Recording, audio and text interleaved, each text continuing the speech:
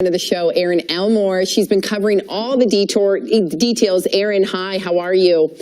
What is the feeling there? Great, how are you? Great. Tell us, what's the feeling there at the courthouse? My boots on the ground are telling me that everyone is cautiously optimistic, but they've been dealing with this in a small community of Montgomery County, just outside of Philadelphia, for a very, very long time. So they're ready to see a resolution. They're ready to see the media circus go away, and they're ready to see justice. What do you think is most likely to happen to Cosby? Well, as you mentioned, he is facing 3 counts here, could carry up to 30 years total. And trust me, he could get hit with the top end of the sentencing guidelines because, let's face it, he's a violent sexual criminal with several victims. Those things do not bode well for him. The only thing that really bodes well for him, if you want to put that in quotation marks, is the fact that he's very, very old, allegedly pretty sick, and this was his quote-unquote first offense. What do I think he's actually going to get instead of the 30? I think he'll do 3 to 10 years. Wow. And that means he will likely die in prison, or he could die before he does go to prison. You guys touched on the fact that there's this thing called bail pending appeal. Now, his lawyer, as a defense lawyer, has to ask for that, because then it triggers the appeals process, if you will.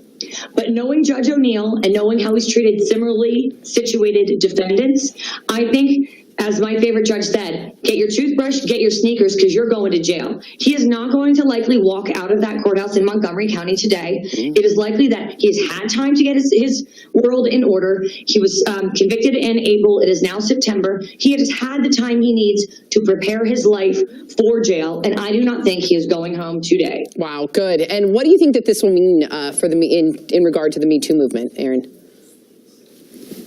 Well, the judges aren't really allowed to weigh these sort of social issues.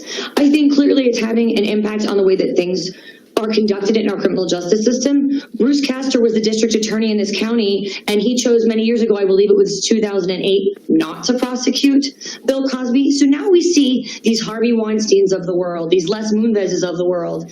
We see them having to be accountable for the actions, and this is another instance of accountability and possible jail time for doing something completely inappropriate.